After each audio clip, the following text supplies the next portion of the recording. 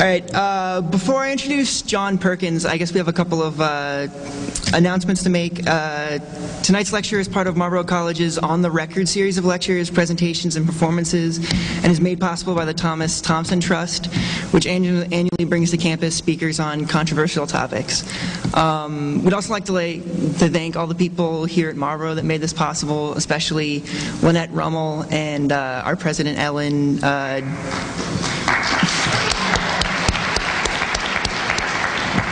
and Dan Cotter and his entire facilities team for all the work they did in getting this building ready for tonight. On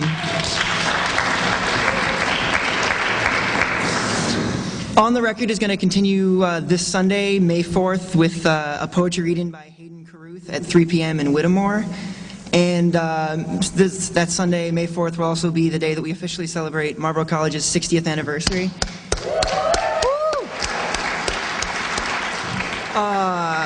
We'll dedicate the Roderick M. Gander Center for World Studies, host a discussion panel with state legislators from Windham County, preview the Marlborough College's Early Voices documentary, and host a free community dinner complete with birthday cake. Everyone should also know that this is being filmed by the Brattleboro Community Television and Democracy Now!, and they'll be broadcast at a later date. And if you guys could not have any photography for the next 10 minutes, at least, that'd be good.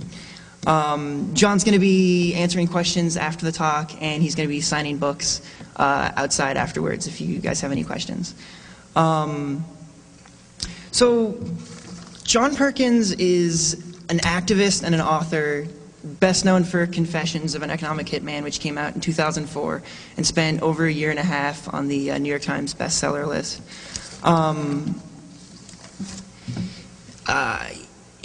It's half memoir and half haunting critique of the expansion of global capitalism, and it chronicles his work, his rise through a strategic consulting firm based out of Boston, and his subsequent training as an economic hitman, where he worked with American intelligence agencies and multinational corporations to manipulate foreign leaders into following U.S. foreign policy and corporate interests.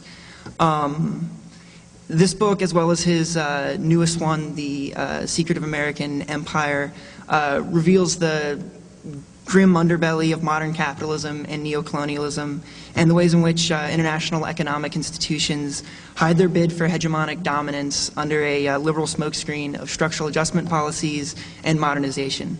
John's books should scare you because they prove the way, they show the way that the mechanics of inequality, the mechanisms of inequality buffer our lifestyles here in the States, and how there's a lot of inequality predicated on this. However, just talking to him in the last couple of minutes, it's very clear that this is not, while it is a very structural argument, it's not at all a message of apathy. And I think that you'll find out that John's message really is one of hope and of optimism and of a changing of social consciousness and even a changing of capitalism for the future. He's been called by some a vainglorious peddler of nonsense, and by others a modern hero who campaigns for social justice. So everybody, welcome John Perkins.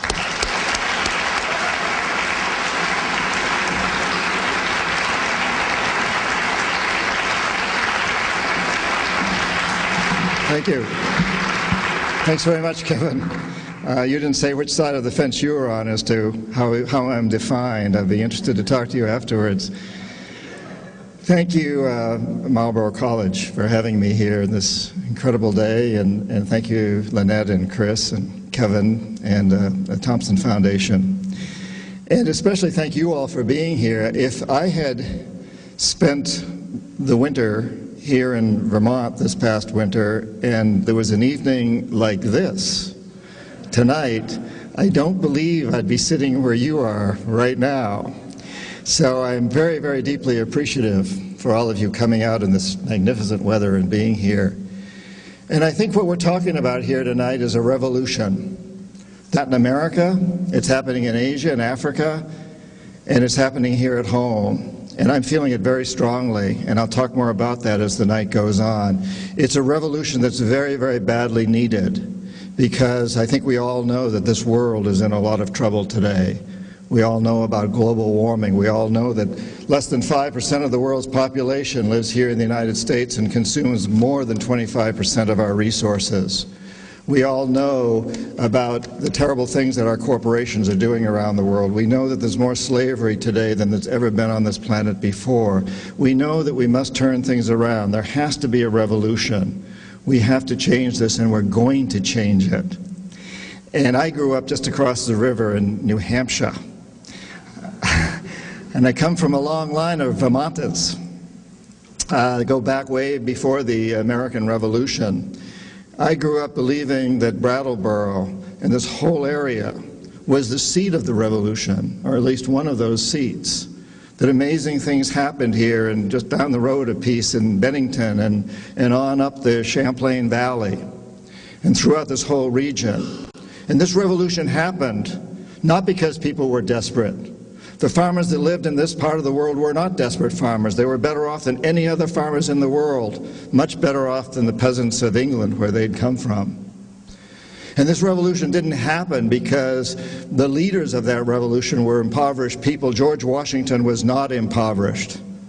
Thomas Jefferson was not impoverished. Hamilton was not impoverished. These were not desperate people. These were people with an ideal. These were people who believed that they could create a better world. These were people who believed that the current government that they had, which was the government of the most powerful empire in the history of the world at that time, the British government, their government, they believed that they could do something much better. And I think we're in that same position here now and today. We know that our government, we know that our leaders, our corporate leaders, our governmental leaders can do much better, and we're going to force them to do better. We're going to encourage them, we're going to inspire them, we're going to motivate them to do much better. And it's starting all over right now, and right here, tonight. I'm really looking forward to seeing this happen. My goal in being here tonight, my publishers think my goal is to sell books, but my goal is to convince you that when you leave here tonight, you're going to go out into this world and you're going to work even harder than you have been to create an environmentally sustainable, socially just, peaceful world for every child on this planet, whether that child is growing up in Africa, in Asia, the Middle East, Latin America, North America, or wherever that child is growing up. That together, you and I are going to walk out of this room and we're going to be committed. We're going to be determined to do the right thing, the practical thing, the pragmatic thing. We're going to create a world that's never been seen before, and it's going to be a world that really sees itself as a small community and realizes that in order for my grandson to inherit a good world, every child on this planet has to have that expectation. And so that's my goal here, and I feel so deeply honored. Tonight actually is the beginning of about a 6-week book tour that I'm starting because Secret History of the American Empire is just coming out in paperback next week. I don't know whether you've got copies in paperback out here yet or not, but anyway. And I find it extremely symbolic, and I'm deeply honored to be beginning this tour here in a part of the country that I see as the foundations of the earlier American Revolution, and to be here at a college that I have a tremendous admiration for what you do. A couple of years ago, I came here to your open house day for prospective students and spent a day wandering on your campus and meeting your professors, and I was kind of incognito at that time. I wasn't up here on a stage, and I was deeply, deeply impressed by this college. So to be beginning this next 6-week tour, which is a little daunting at times, here in this part of the country and at this college it touches my heart very, very deeply. And I thank you all for being here tonight. So as we move into this talk, and again, For me, the most important part of this is the optimism that we are going to change things, and to talk about what we each can do, where we can go from here, how we can turn this around. But before we get into that, I would like to share with you a little bit of the history of how we got here, which goes along with my own personal history.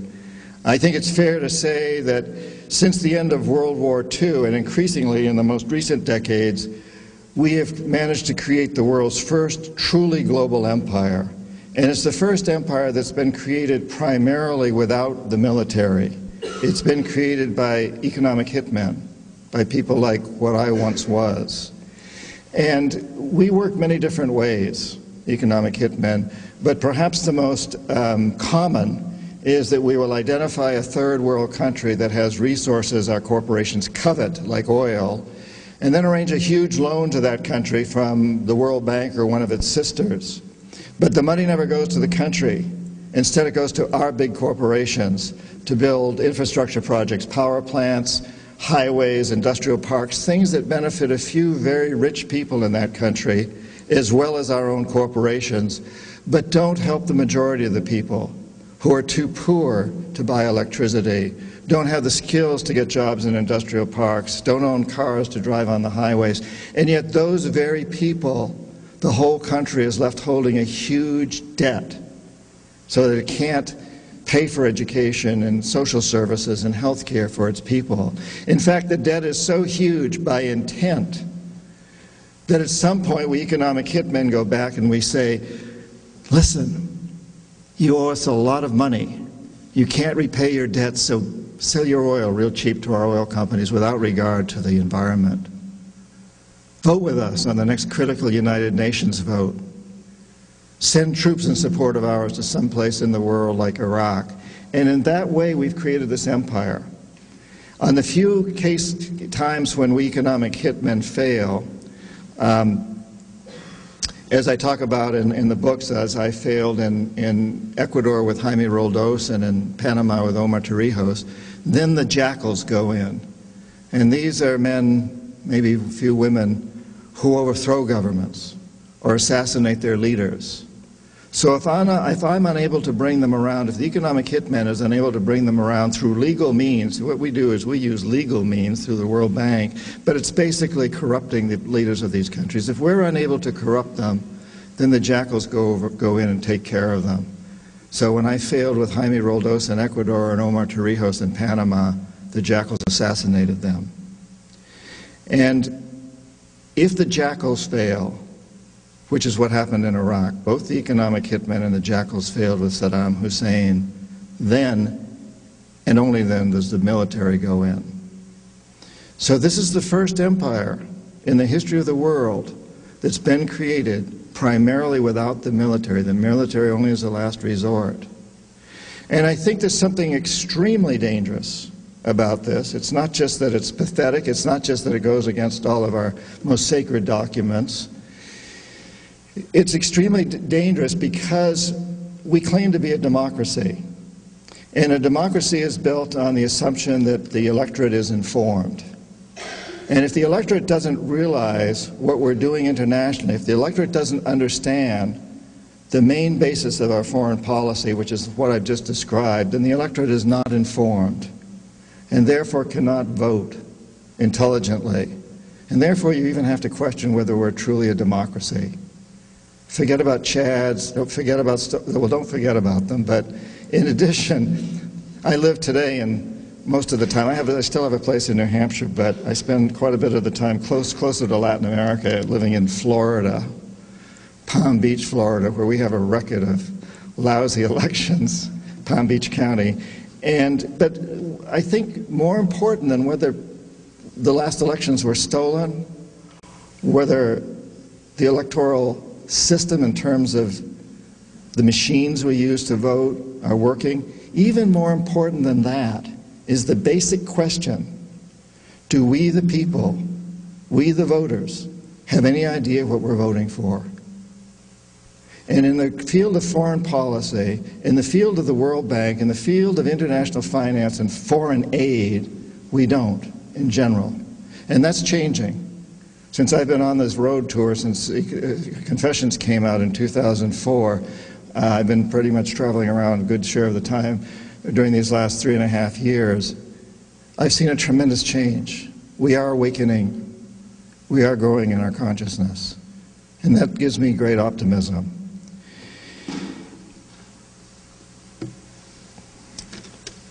So, I talk in The Secret History of the American Empire. It's divided into 5 sections.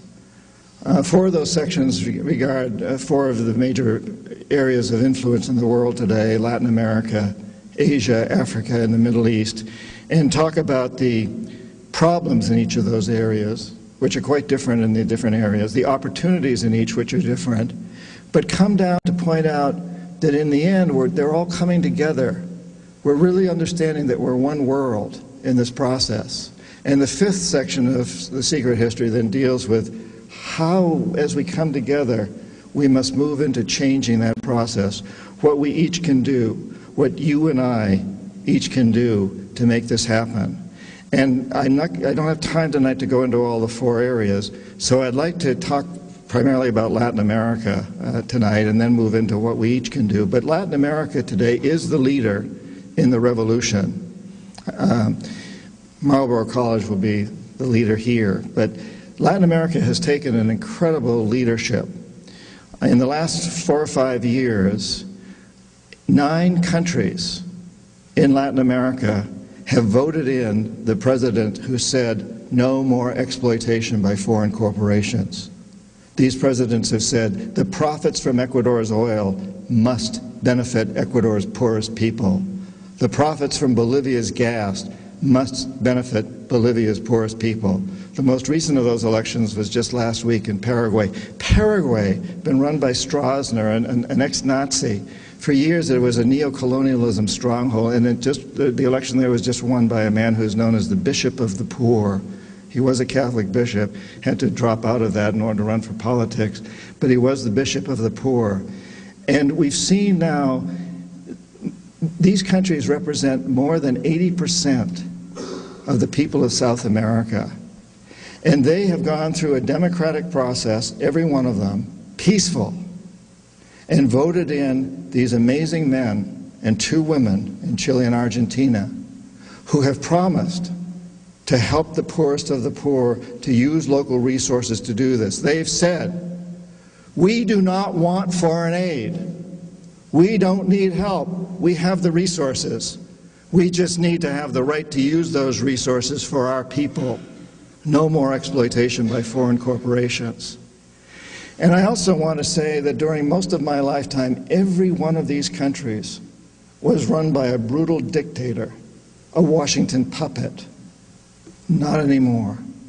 That's all changed in this millennium. That's all changed in the last few years.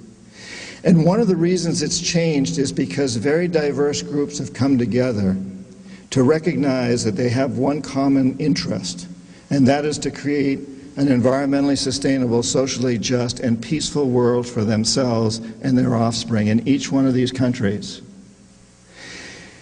For example, throughout history, the indigenous people in the military since the time of the conquest have been pretty much at war with each other in one way or another.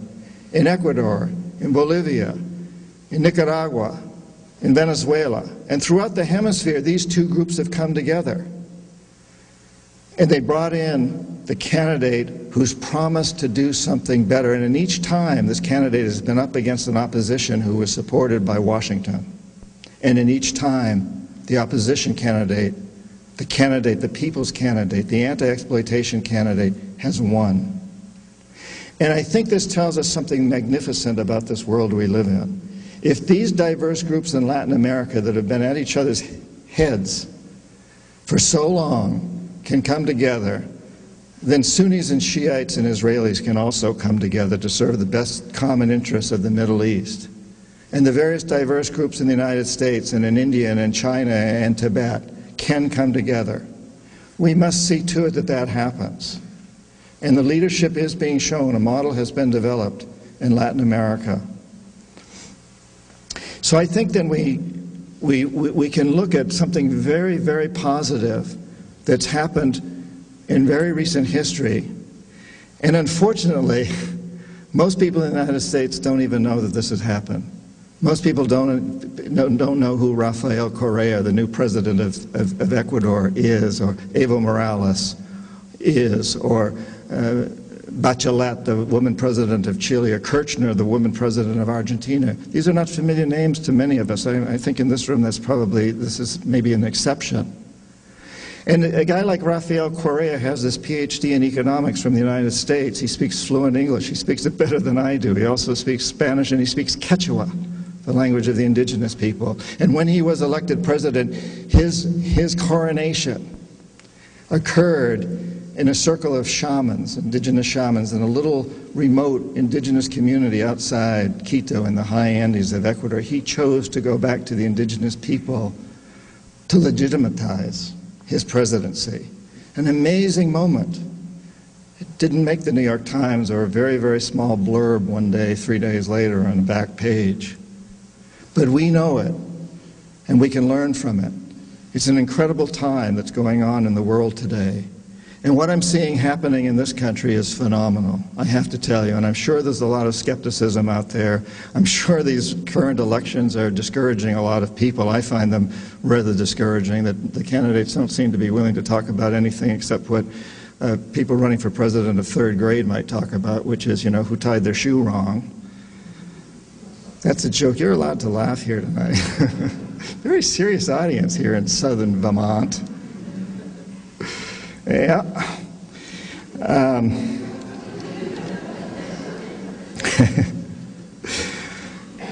We still got a family farm in this state, incidentally, up near Randolph, Vermont. I've got a couple of second cousins up there that run a farm that's been in this family for a couple of centuries, I guess, at this point in time. And, all I can say about those cousins of mine is my hat's off to them, and they're extremely courageous, tenacious fellows, or else they're incredibly dumb. And I know they're not dumb. They're very courageous people to keep running that farm and surviving on it and doing a good job with it and producing some real good cheese, too, and maple syrup.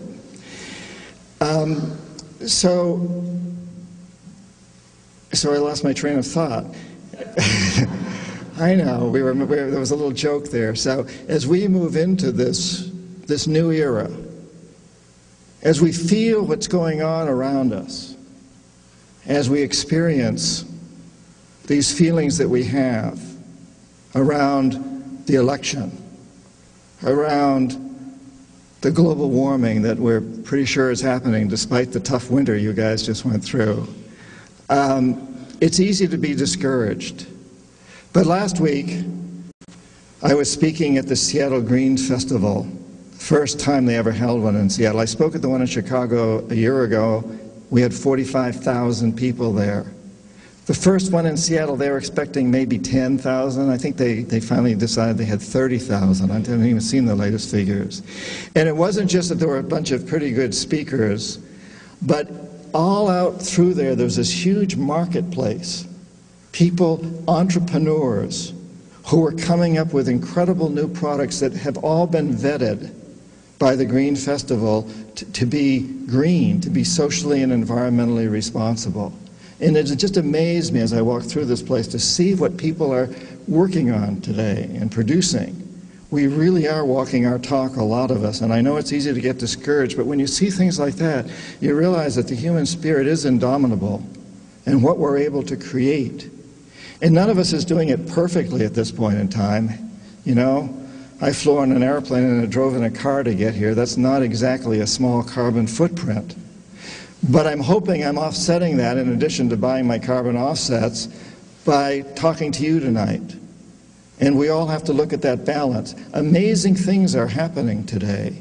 People are doing incredible things, and we really need to feel that and honor that and move forward into this new epoch. And so the rest of this talk, and I'd like to address what it is you can do, what each of us can do, how we can move forward with this, and then we'll go into questions and answers. But the real question is, what will you do? What will you do when you leave this room tonight? Why are you here tonight? Why did you come to this talk? And what will you do tomorrow and from then on? What will we each do? And I think one of the first and most important questions we have to ask is, what is it going to really take to turn this whole system around, to change this empire? Because we have to look at history and know that empires never succeed. They always collapse. And this one's in the throes of collapse right now. But I don't want it to collapse, for one, because when empires collapse, you get a void, and you get wars, either physical wars or economic wars, and you get a new empire. What we must do now is something that's never been done in history before, very much like what those people did here in the 1770s. We must create a new pattern, not let this empire be destroyed, collapsed, and replaced by another empire, but turn this thing around and create a new model. Because the fact of the matter is, 5% of the world's population consuming more than 25% of its resources is not a successful model. It's a failure. You cannot sell that model to China or India or Africa or Latin America. You can't even keep doing it here. We know that. So we got to create something new. So let's not wait for the Chinese or someone else to do it. We need to make that happen. And one of the essential questions to ask here is, who's running it, and what's the power base? How do you go in? How do you change this? Well, an empire has an emperor. And an emperor is someone who's not elected, doesn't serve a limited term, and doesn't report to anyone. Well, I think even there's probably, I imagine in this room there's 1 or 2 Democrats out there probably. You are serious. I won't ask you to stand up because you might be embarrassed amidst all your fellows. But even I think the staunchest Democrats would agree that we do not have an emperor in our president. The president of this country, at least up until now, has always been elected, serves a limited term, and does theoretically report to someone, which these days seems to be the big corporations, but be that as it may, there's someone out there. But we do, in fact, have an emperor. It's what I call the corporatocracy. It's a group of people, a very large group of people, that runs our biggest corporations. Now, this is not a conspiracy theory. You don't need a conspiracy for all of these people to realize what they must do to keep those corporations running. They all work under one premise, one single goal that drives every one of them. And that is to maximize profits regardless of the environmental and social costs. Maximize profits regardless of the environmental and social costs. And they go about it differently. Exxon has a different approach from Nike, who has a different approach from Monsanto, has a different approach from whoever. But they're all aiming toward that same goal. And these people control our mainstream media. Thank God for Amy Goodman in Democracy Now!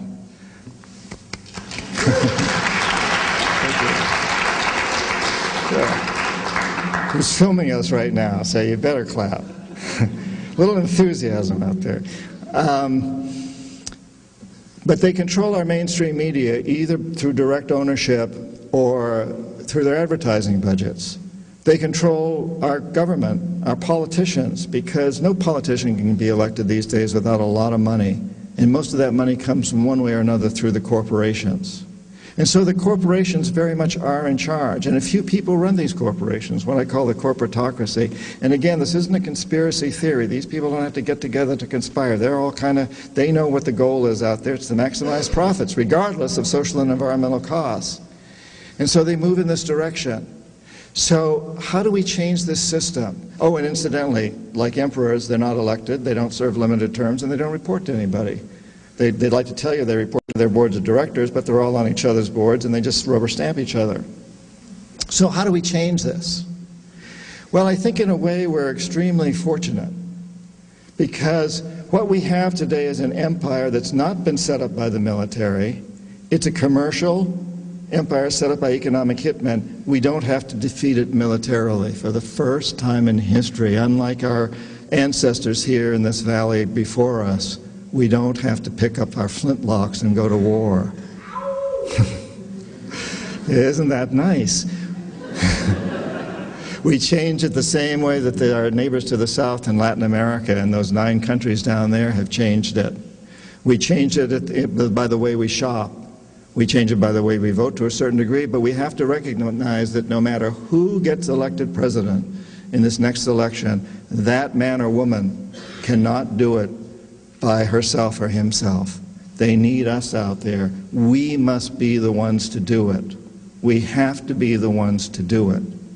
What we must do is convince the corporations that they have to change the very premise, the very goals that they work under. So we can say to them, profits are okay, but only within the context of creating a socially just, environmentally sustainable, and peaceful world. Those must be the parameters. And we come up with a whole new set of accounting principles to take into account the externalities that aren't included now, like the health problems created in sweatshops around the world and all the damage to the rainforests that are being done by oil companies, et cetera, et cetera. But that becomes the goal. Profits, okay, but only within the context of creating an environmentally sustainable, socially just, and peaceful world. And I'm very, very optimistic that we can get these corporations to change, to accept that. I'm optimistic for a number of reasons. First of all, because we've been very successful at changing them on specific issues in the past, and I'm sure you've got examples right here. But when I was a student in Boston a couple of years ago, so long ago I can't even remember what the city looked like, you couldn't walk beside the Charles River because it stank so badly. And there were rivers in this country in the Midwest that were on fire with pollution, but we forced the corporations to clean them up.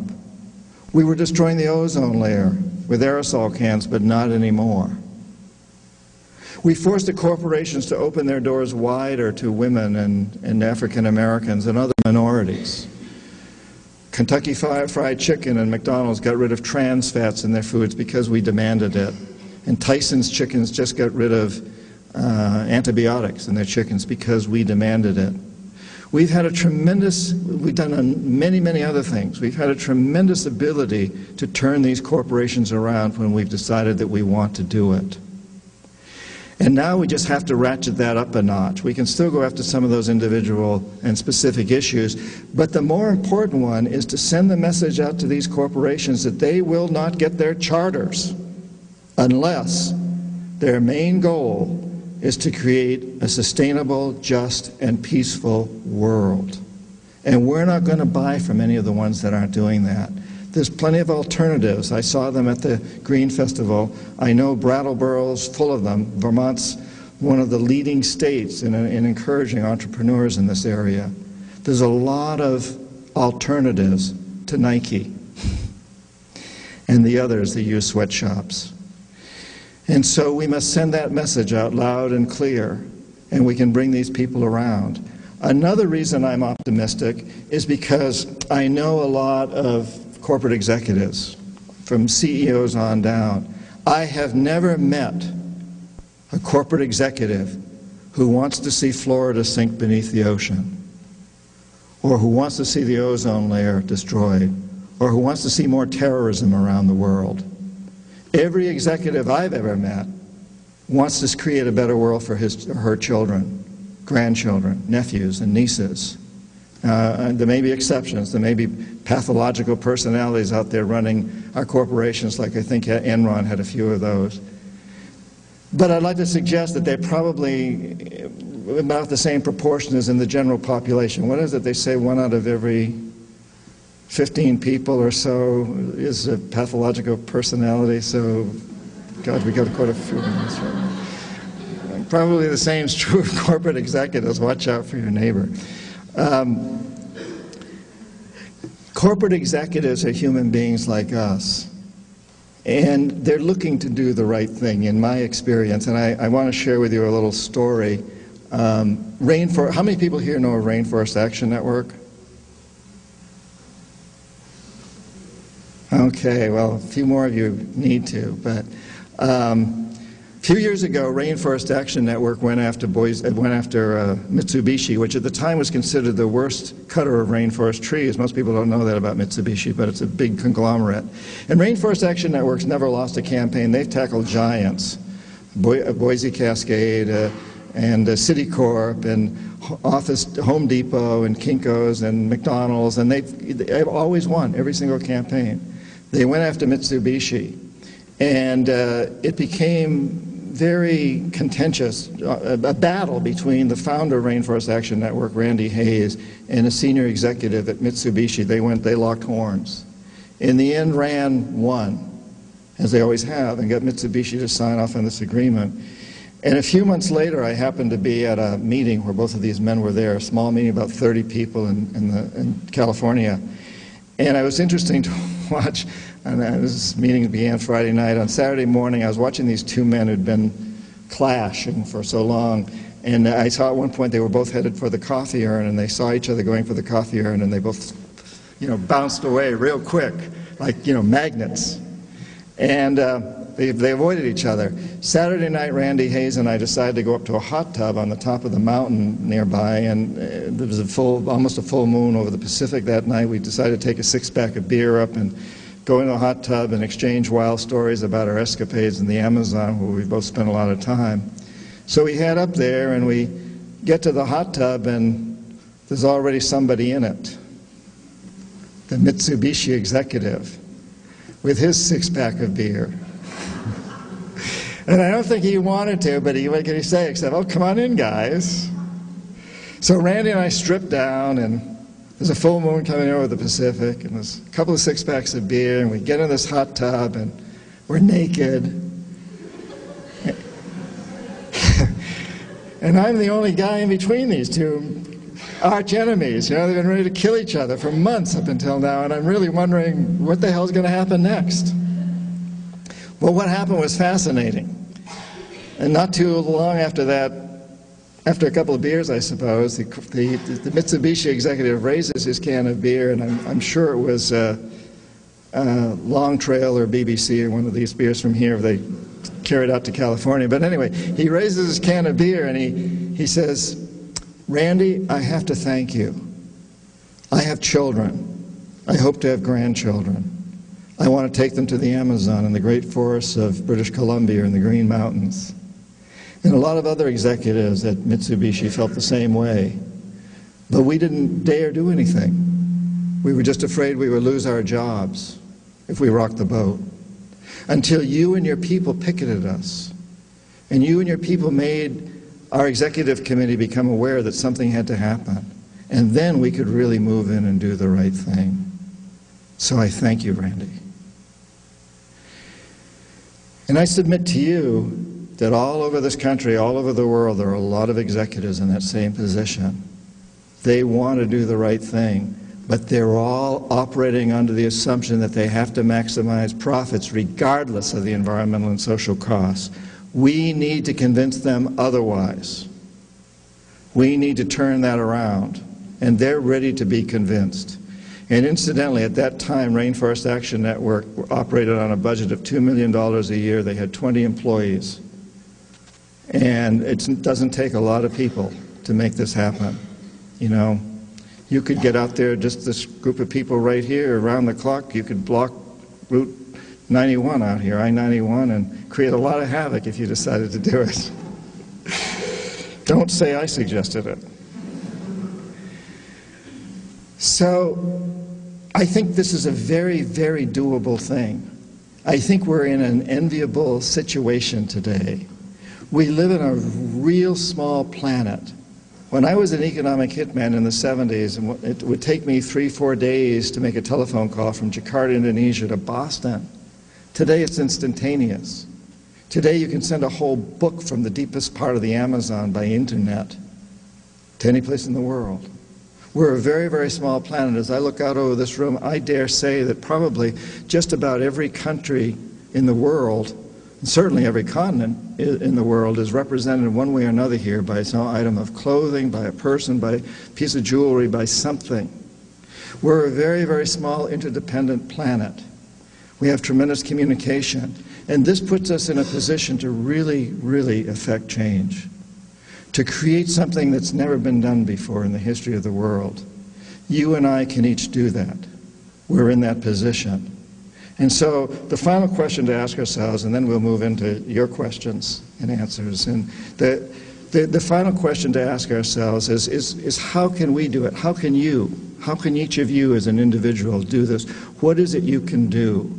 And in The Secret History of the American Empire, there's a long list of things we can all do and should do, and I suspect in this room there's a lot of people that are already doing them, not buying from sweatshops, drinking water like this, you know, the important way to drink water, the right way to drink water. You get really good water here. Nice bouquet. I've been traveling around drinking a lot of water, and some of it's not so good in this country, but yours is nice. Well, that's the right way to drink water, and this is the wrong way, right? No bottled water, you know, I mean, carry your own around, have your own bottle, but fill it at the tap, and if your own water system in your town isn't doing a good job, get them to do a good job, because importing water from Fiji is not the answer. The other day I did a talk like this, and I was sitting out, as I will tonight later, at the table outside signing books, and this young man comes up to me and he says, "Thank you so much for saying that. I'm from Fiji."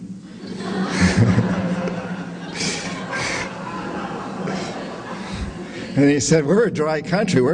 We don't have much water. We're sending it all, and what we do have, we're sending it all to you. Thank you for saying that." So anyway, there's this list in the book, and it's a long list of many, many things that we all should be doing and can do.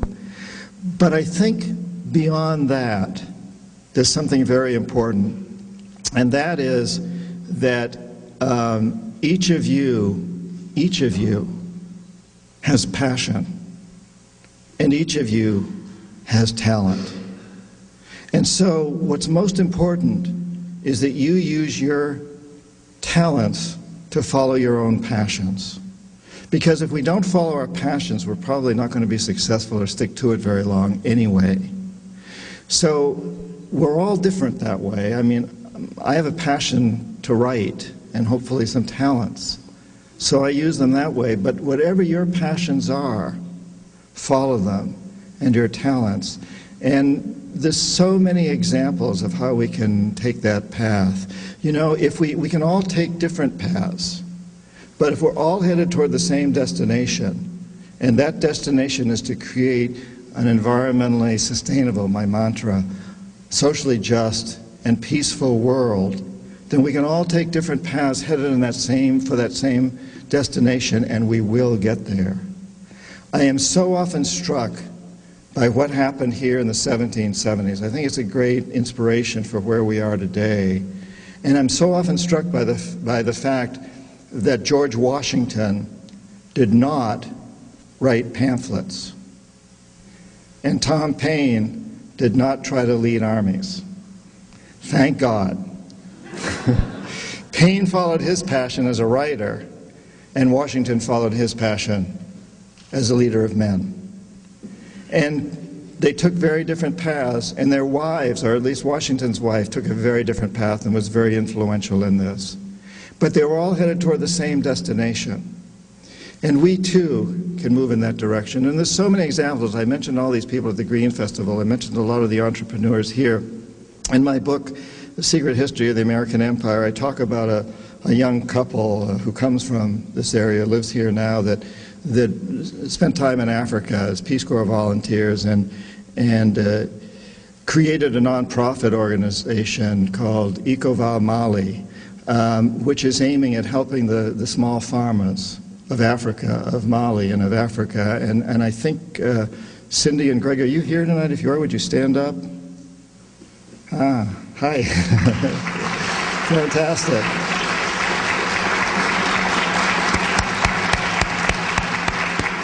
And I had lunch today, and Greg was telling me how terribly important it is to follow his heart, and how difficult it is at times. He has to have they both have to have other jobs in addition to this nonprofit in order to make that happen, but they're determined to make it happen. But what's really important is that they follow their passion and use their talents. And I think You'll both maybe be outside near the table where I'm going to be signing later if people want to talk to you about what you're doing. Could you just stand up again and let people see you so they'll know who to turn around so they can see you? All right. Woo! And I'm a founder and on the board of a nonprofit organization which is also based near here, down near Northampton, Massachusetts. Dream Change, which is about changing the paradigm, changing the dream, and it grew out of indigenous teachings. And the director of that organization is also with us tonight, Lynn Roberts, along with her son Evan. Would you both of you stand up, please? Thank you.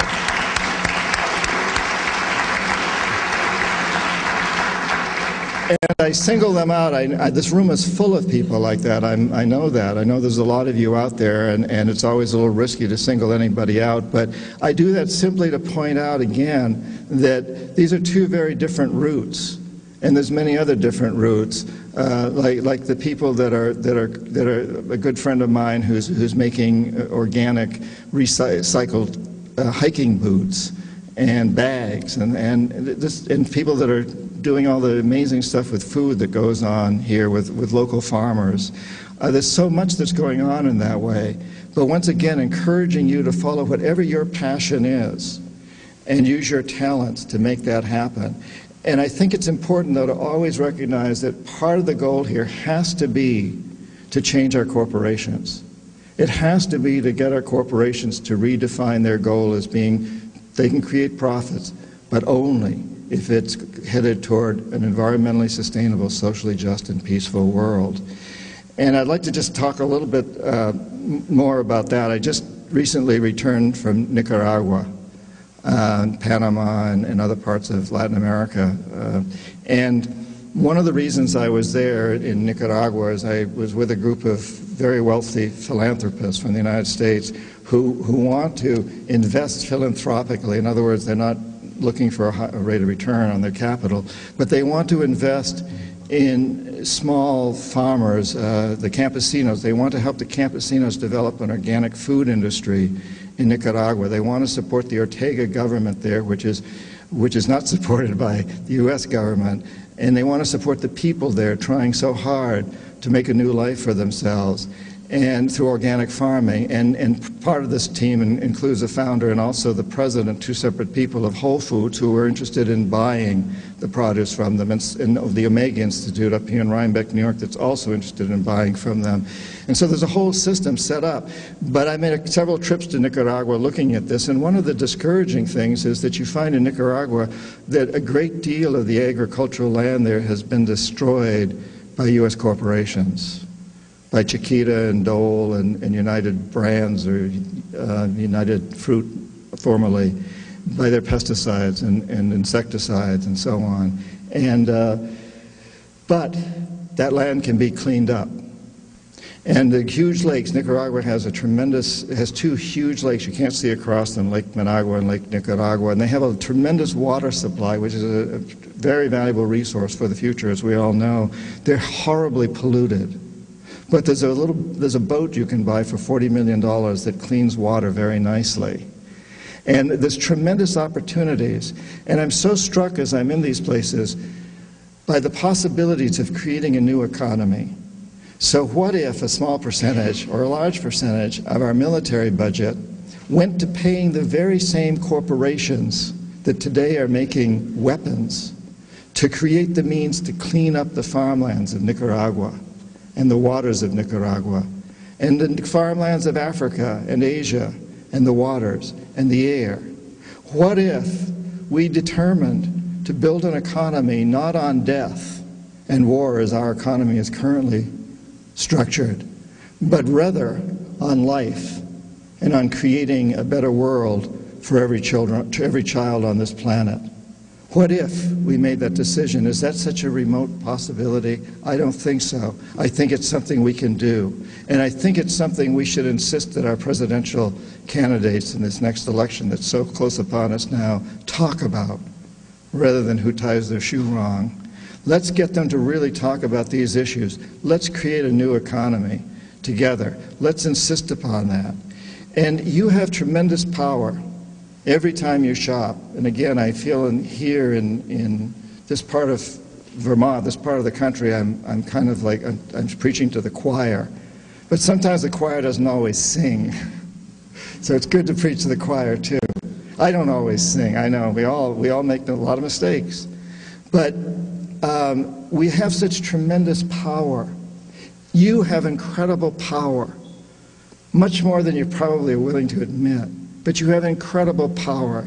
And I'm often recalled to a time in my childhood when I had no idea that African Americans, this microphone's giving me a hard time, how's that?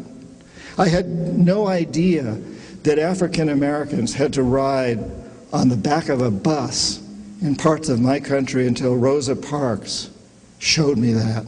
How many people here have ever heard of Rosa Parks?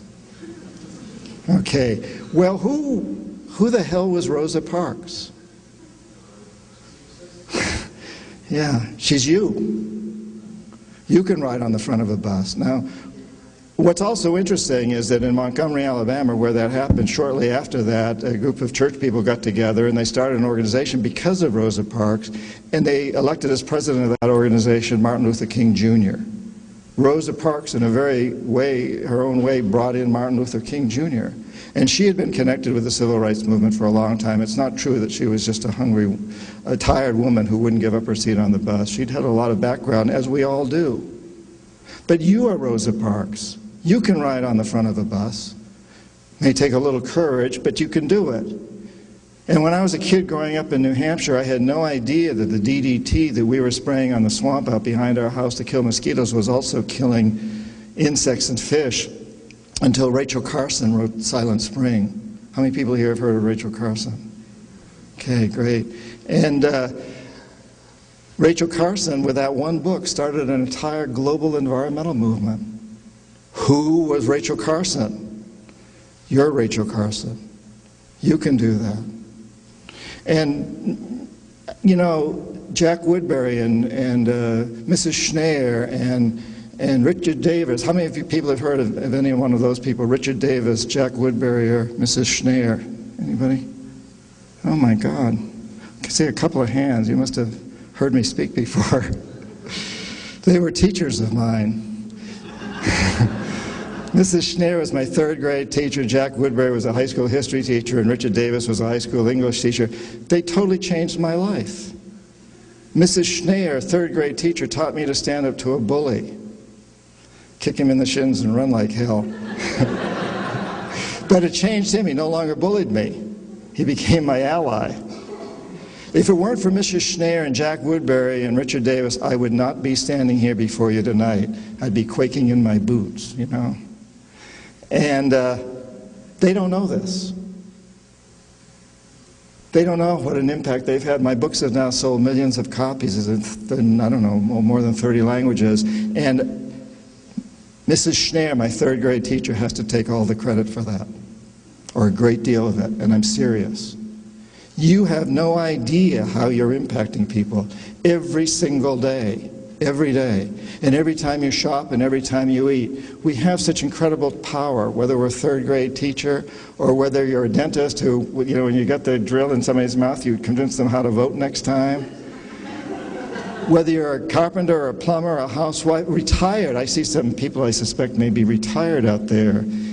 My generation, you know, the 30 and older group. You think I look younger than 30, don't you? That's how you're laughing. You know, if you're retired, you can't be fired. You got nothing to lose. Rock the boat. Rattle the cage. This is your time to get out there and change the world. You know, and they're probably not going to put you in jail either. You just kind of hobble around a little bit and look really fragile. It's, you know, they don't want you in the jail. So this is your time. Get out there, and if you're young, if you're just in college, this is the time to really decide that you're going to devote your life to your passion. You're not going to do anything but that. You're really going to go for your passion. Kevin and I were talking about that before the meeting, before he introduced me tonight. So this is an amazing time in history. It's a time that's been prophesized by indigenous cultures around the world. What's going on here? As being a time of the potential for tremendous change. And I think we're really feeling that now It's happening. You know, if when Confessions of an Economic Hitman came out in 2004, I think I might have had half of you here in this room, maybe a quarter, I don't know. I used to get good audiences back then, and as the book started to take off, more and more people, and I used to get a lot of the same kind of simplistic questions from the audience. We'll see about you guys in a little bit. But now, things have really changed. Things are really taking off. And I take all the credit for it. No, the fact of the matter is, there's a tremendous number of books, movies, Syriana, Hotel Rwanda, Blood Diamond, on and on. Al Gore's movie. There's a tremendous awakening that's going on. We are on the verge of a magnificent change. Gesundheit. And that just ushered it in. That's what the shamans call a real cleansing. So I'm going to open this up to questions in just a moment, but before I do, I would like to leave you with a quote from Martin Luther King Jr. And I have to say that it's a frightening endeavor to stand before a microphone and read the words of Martin Luther King Jr., because who can possibly even think about reading them the way that he would have spoken them? I won't even try, but I will read the words. Martin Luther King Jr. said, "I refuse to accept the view that mankind is so tragically bound to the starless midnight of racism and war that the bright daybreak of peace and brotherhood can never become a reality. I refuse to accept this view. I believe instead that unarmed truth and unconditional love will have the final word. Unarmed truth and unconditional love will have the final word." We're moving into this era where unconditional love and unarmed truth are so important. It's time that we really, each of us, committed to devoting the rest of our lives to spreading this unarmed truth, to opening ourselves to this unconditional love and spreading that too. And so together, you and I, as we walk out of this room tomorrow, as we face the dawn tomorrow, and as we move forward in time, must commit ourselves to doing the right thing. It's the ethical thing. It's the practical thing. It's really the only thing to do. It involves changing consciousness. It involves changing the paradigm. It involves getting our corporations to commit to only working within the conditions of creating a sustainable, stable, and peaceful world.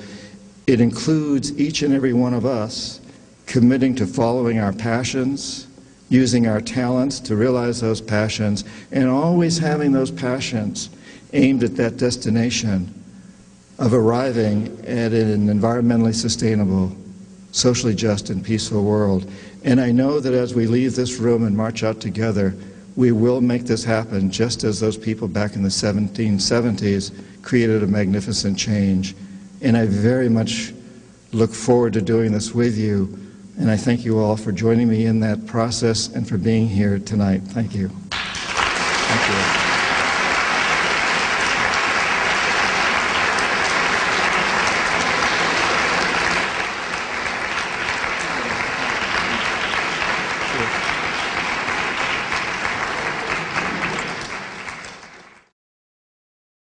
The question was, thank you very much.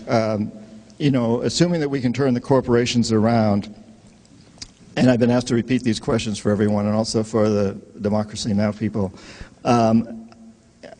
Assuming we can turn them around because they control the democratic process, in essence, won't this basically turn against us? How do we keep this? How do we keep the democracy in place even if we can turn the corporations around? Is that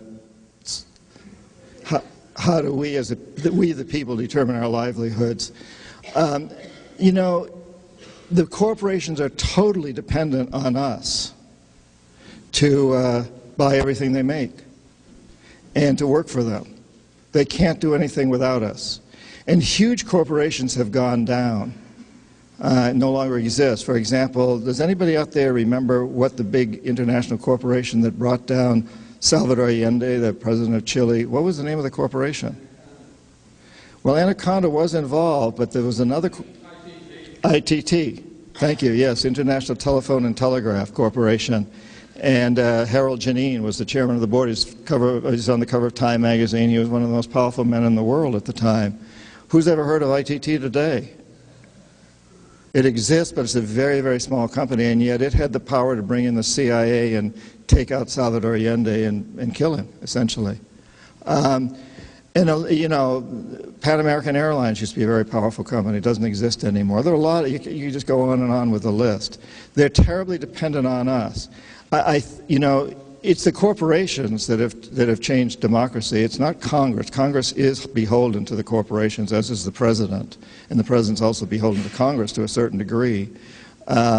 You know, Bush couldn't be getting away with the things he's getting away with today if the Democrats weren't going along with an awful lot of it. And why are they going along with it? Primarily because a lot of their money comes from the corporations too. So if we can turn those corporations around, we're going to change things. You know, the old world view, the geopolitics of the world as I grew up with it, was a big globe with 180 some odd countries, and a few of those countries influenced their neighbors. Most didn't, but a few did: the United States, the Soviet Union, a few others. But today we have a totally different geopolitics. No country is really very important, really, from the standpoint that you might better envision the geopolitics as these huge clouds enveloping the globe, and those are the big corporations, and they don't know any national boundaries, and they're really running everything. And they'll partner with the Chinese, they'll partner with the Argentines, they'll partner with the U.S. government, they'll partner with whoever they want, and they'll follow whoever's laws best serve them. They are truly running this thing. We're at a point today that's very much like what happened when the nation-states, when the city-states became nations. We're taking another leap where the nations no longer are very relevant. What's relevant is the big corporations. So we must go after them. And they are very vulnerable to us. Unlike those old city-states or nation-states, they're not based on armies so much as they are on buying power. And we have a tremendous impact on their buying power. I mean, just look at today. You're seeing a real greening among corporations. Oh, it's only a small percentage at this point, but it's a lot more than it was 10 years ago. And I think to a large degree the greenwashing is kind of subsiding. They're realizing that that's not really working very well, and that they're really going to have to go into doing some greener things, and they're taking it kind of slowly. We've got to push them harder, but it is happening. And these entrepreneurs that are coming up with alternatives, and the stores that are selling organic produce and locally produced produce are having an impact. There's no question. We do have that power. Thanks for asking that. Georgia? Yeah, I'd like to sort of because all these big corporations are hard to, I feel like hard to get at. The Barbara College itself is a corporation, and we don't invest with, I've done work with CP, and we don't invest with green practices and socially sustainable practices as the number one, what's motivating. Profit is the number one motivator. And it's understandable because we're a small college, we have $30 billion endowment. It's just very small, we're very vulnerable. So I guess I want to know, first of all, I want to know how a small corporation, which is very vulnerable to fluctuations in the economy or whatever, can go green sort of safely. And then I want to sort of challenge students to, you're trying to get us active. I want to challenge students to put pressure on the administration to, it's a very easy, small corporation, $30 billion, put it, make nothing, I guess. But I want to know, I guess, how can we do that safely? It's a great practical question, and I appreciate it. And I think there's an awful lot of answers to that question depending on what corporation you're looking at. So you could talk to Greg and Cindy about how they're doing it with African farmers. You could talk to some of the people at the Green Festival about how they're doing it with shoes or purses or different kinds of foods or all kinds of things that they're making. And it would be different. And a lot of it just really requires following your passion and sticking to it and recognizing that along the line you're probably going to have to make some compromises. to get to the university situation, I think it is very important that students demand that their university be socially and environmentally responsible. And you've got to recognize, of course, that that may take a little time and there may be some compromises along the line, but at least set that as a goal, as an objective. I'm struck by the Omega Institute, which is over here in Rhinebeck, New York, and their dedication to making their campus a lot greener. And they realize that they can't do it all at once, and it's going to take time, and I think that's always true. But making that commitment and moving forward, and for the students to keep the pressure on that, to point out that that's a very, very important aspect, that that's essential. And you know, when a college, when Marlborough does that, and moves into that space, it's going to get a lot of attention. You know, the people who are on the forefront are always the winners, however we define winner. But so during the time when the city-states became nations, those people like the Medici, who understood that that was happening and got on the forefront of it, thrived.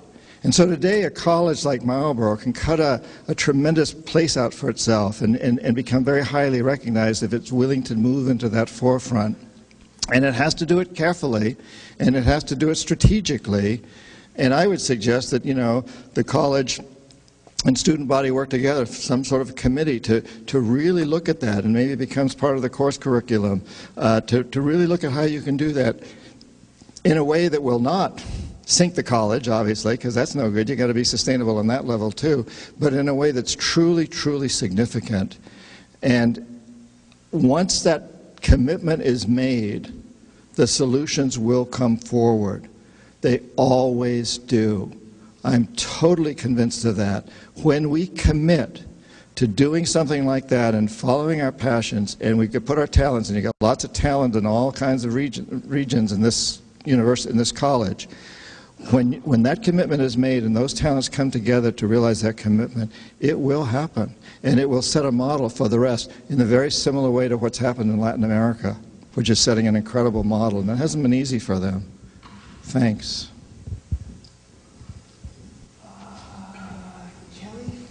Well, it sounds to me like you think a revolution will come through shopping, and that most of you have purchasing power.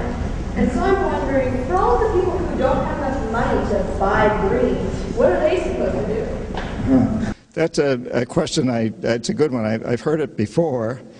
And I think what we need to look at is buying green as an investment.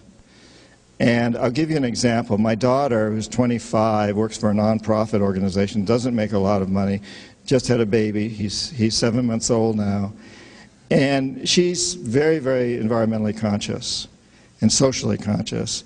And I remember at one point, as an example, she's looked at everything, diapers, the whole works. And at one point she called me and she said, "Dad, I found a couple of cribs. One's $200, it's made in China, probably in a sweatshop. I don't know that for sure, but I suspect. And another one that's made with Chilean certified organic, whatever, woods, and made in Canada, not in a sweatshop, for $600. And of course I'm going to buy the $600 one, because that $400 is an investment in my child's future. And I would put that into a school. It's not easy for her. She works for a nonprofit. She doesn't make a lot of money. But she's saying that's an investment. It's not a sacrifice. I'm investing in my child's future. And I think that's a really good way to look at it, to also realize that we can't always make an investment. So there may be times when you can't do the right thing. But to realize that in doing that other thing, you are sacrificing the future, your own future, your potential children's future, the future of the planet.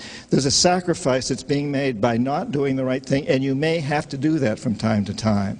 We all have to sometimes make sacrifices that way. But to also make the commitment that as soon as you can, you will make the right investment, which is an investment in the future. Thanks.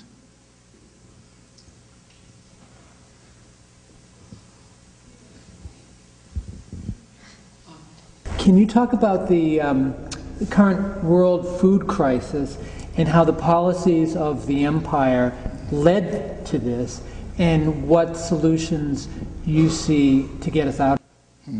Yeah, wow, what a tragedy this is. We talk about the energy crisis. The food crisis is really coming to a head now, and they're tied together. of course, and part of the food crisis is the high price of oil, and it's also the fact that so much land is now being turned into biofuels. And instead of being used to produce food for people, we're now producing biofuels. And this whole biofuels thing is tragic in many respects. It's not the answer to our energy problem. Solar and many other things and efficiency are the answer. But most biofuels these days result in the destruction of rainforests or farmlands, which creates more carbon dioxide, which takes away from fuel. But of course, biofuels are very attractive to the oil companies, because biofuels require pipelines and they require stations that pump biofuels if they're done on a massive scale. The oil companies can control that. In fact, they'd probably rather have biofuels than oil, because it's really easier to exploit rainforests to grow biofuels. Just cut down the trees and plant something else. You don't have to go in with big derricks and dig holes, and it's always the possibility you won't find any oil, but you know you can create palm oil in almost any rainforest. So the whole biofuels industry is just feeding into the oil industry. So you've got those two factors, the increased price of oil, which affects insecticides and fertilizers and transportation, and the biofuels business, and then you also have some radical climate conditions around the world, and you have the growth of China, and a huge growing demand for meats and other products that the Chinese see as being, you know, the step up in development. And yet at the same time, we're still subsidizing agriculture in this country in a big way and hurting the small farmers, or all the farmers of Africa and South America and so many other places as a result of that. We talk about, you know, free markets. We don't have any free markets because we're subsidizing. These are artificially low prices, and that's something that Cindy and Greg work on a lot in Africa. They can speak more intelligently about that than I can if you want to talk with them afterwards. But, you know, this whole process we're going through, and I'm struck in how in this election, why aren't any of the candidates really talking about these things? Why aren't they talking about the true energy issues? And the immigration issue, I mean, they make it sound like it's going to be solved by passing certain laws or building walls or not building walls. But the real immigration problem is that the free trade agreements have destroyed the economies of Central America. I was just there. These economies are wrecked. And those people cannot make a living, so they come here. They don't want to be here. I speak Spanish fluently. I talk to a lot of these people. I've never met a Guatemalan or a Mexican laborer in this country who wants to be here. They live in beautiful countries. They want to go home to their families. But there's no jobs there because the corporatocracy has destroyed them. We really need to address these issues, and we need to insist that Obama and Hillary and McCain all really start to address these true issues. So get out there and insist on this. Write letters, send emails to whoever your candidate is and say, I want to vote for you, but for me to vote for you, you've got to start really looking at the real issues. Not just the little cosmetic areas around the issues, but look at the real issues. What is, you know, Iraq's there. We got to get out. We all know everybody knows we got to get out of Iraq. The question is how. But the real question is, why did we get in there? Why is there terrorism in the world? There's terrorism in the world because there's desperate people, starving people, unhappy people. I've known terrorists. I've talked to a lot of terrorists. I've never met a terrorist who wants to be a terrorist. I know there are fanatical people out there. There are serial killers. There are crazy people. There will always be people like that. Maybe Osama bin Laden's one of them. I don't know. But what I do know is nobody follows those people unless they're desperate. And the terrorists today are desperate people. I've known a lot of the Colombian terrorists. I got an email from Raul Reyes. You may remember he was just shot, and he and 20 other guys in Ecuador when the Colombian army came in. He sent me an email just a few weeks before he was killed. This man, FARC is a bad organization. There's a lot of bad people in FARC. But he was in Ecuador to try to strike a peace deal. Uribe of Colombia does not want a peace deal because Uribe of Colombia receives more foreign military aid than anybody else in South America. I think anybody else in the world except Israel. He doesn't want peace. Why aren't our candidates talking about that? I don't think that even addresses your question. But I think I answered it at the beginning, right?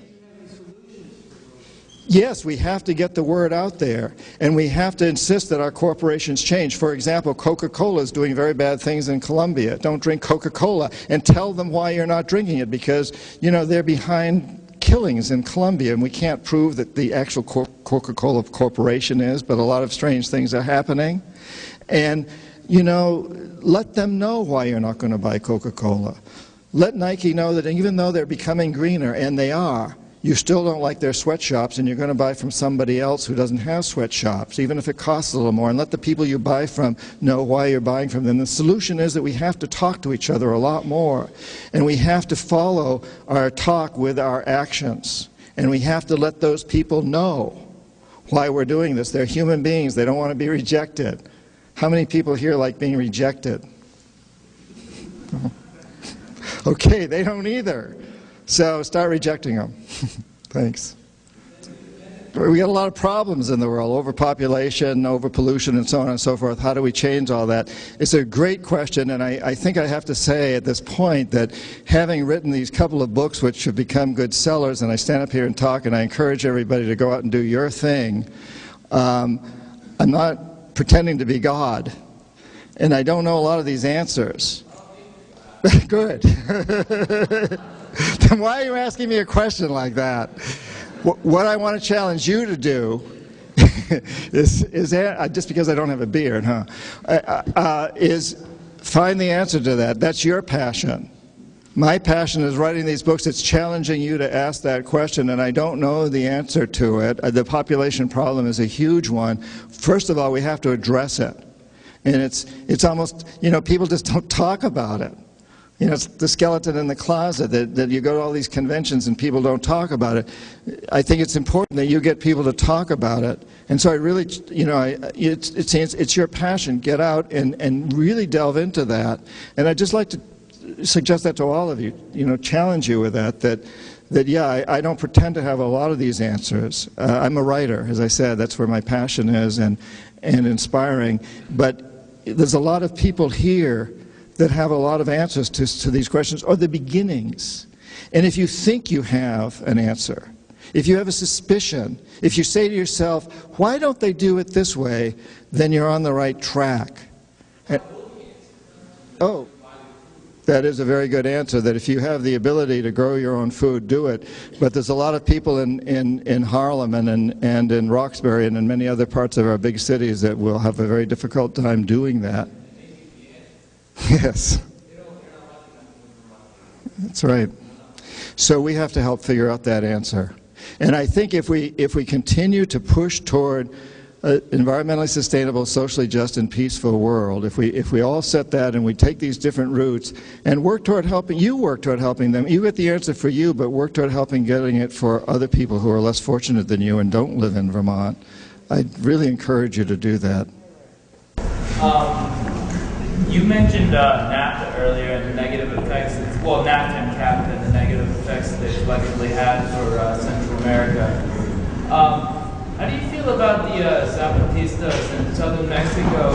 Do you feel as though these alternative governments that have risen up in regions affected by these NAFTA and CAFTA, are they positive, or is it negative, or is it just too soon or complicated to say? You know, it's really hard to say with every specific one. I was in Colombia in the early 70s when FARC came into existence. And FARC came into existence, and for those of you who don't know, FARC is a very dangerous organization in Colombia now, a terrorist organization. But it came into existence because it didn't like the hydroelectric plants we were building, and a bunch of campesinos were flooded out. Their lands were destroyed, and the oil companies were doing something similar. So they banded together to try to stop that. And in the initial years, they got funding from Russia and some from China. And that sustained them. And then that funding dried up, and especially as détente occurred, it dried up more and more. And so they turned to narco-trafficking and extortion and kidnapping, which is pretty bad stuff. But that was the only way they saw that they could fund themselves. So what started off as, I think, is a very positive movement, a grassroots movement to object strongly to World Bank projects and oil company projects, became something that's pretty dark now and pretty dangerous. And so it's always hard to know where those things are going to go. I think we here, as a people, one of the messages that we need to get from South America is that we all need to really insist that our government and our corporations defend democracy.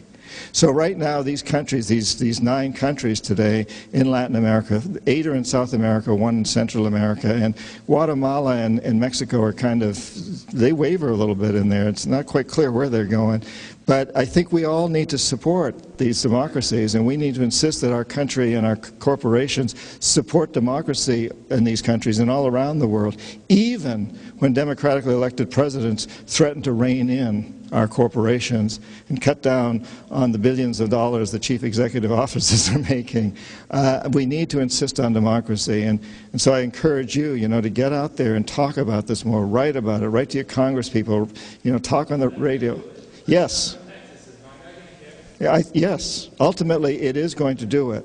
We are going to do it if enough of us, when enough of us, get out there and really make it happen. When we really want it to happen, it will happen. There's no question about it in my mind. It will happen, just as it has in South America. If you'd lived in Ecuador 7 years ago, you wouldn't have believed that Rafael Correa could ever be president of Ecuador. You wouldn't believe that Ecuador would today, both the president and the Congress, 2 weeks ago, the Congress stood behind the president and said, no, the background on this is the largest U.S. military base in Latin America is in Ecuador. And Rafael Correa said he will not renew the lease in 2009 unless the United States gives him the same amount of land and a lease in Florida to build an Ecuadorian military base in Florida. And the Congress of Ecuador just supported him with a unanimous vote 2 weeks ago. You would not have conceived of that happening 7 years ago in Ecuador. Things have changed because people like you and you and you and you and you all got together and made it happen. And we can make that happen here too, and we're going to. Thanks. One more. Just got a good last question. John, I know you've had some experience with indigenous cultures and shamanism, and I didn't know if you wanted to share how that has affected sort of who you've become, because you sort of, used to do something quite different. Yeah. I'm just curious of how that related to your life now. Well, to start with, I was a Peace Corps volunteer with indigenous people in the Amazon and Andes before I was an economic hitman. And I think I was only an economic hitman for 10 years, which is far too long. But over that period of time, I think increasingly, I was being told that the stuff I was doing was good for development, good for poor people, and I bought into it. Business school had taught me that, and kept being told it, but in my heart, it gnawed at me. And one of the reasons I think I was privileged where other people in my position might not have been was that I'd lived with these indigenous people. And I really understood that the trickle-down effect probably wasn't happening, though I wanted to convince myself that it was. But over time, I more and more saw that. So having lived with these indigenous people, speaking Spanish and some other languages, I could really get in touch with that, and over time it became clear to me that what we were doing was wrong. The other side of that coin is the indigenous people and the shamans teach us that the world is as you dream it. It's the title of one of my earlier books, The World is As You Dream It. It's a shamanic belief, and that what we dream, we create. And the shamans will tell you that here in the north, we have had a dream of big buildings, lots of industries, lots of cars, and our dreams come true because we gave it energy. And now we need to change that dream. That's the name Dream Change, one of the nonprofits. To change that dream, and once we start to give energy to the new dream, it will happen. So the new dream is to create a sustainable, just, and peaceful world. And if we all dream that, not just at night, but in all of our actions, and give energy to it by shopping properly whenever we can, and by doing all the other things along that line, and by forcing the corporations to go into that, as we have this dream, it will materialize. And I totally believe that, and indigenous cultures around the world have lived that way for much longer than we've lived this way. And they've done it very successfully, and even despite all the exploitation, they've managed to survive. They're still there. So it's been very profound. And that was, I think that was a great closing question, and we will do some book signing. If any of you want to share something out there, I'd love to do that. And just once again, in closing, I'd just like to say to you that I really, really look forward to moving out into this new time, this new dream, to sharing this dream together of a environmentally sustainable, socially just, and peaceful world. And as we dream that dream together, and as we give that dream energy, it will happen. Thanks.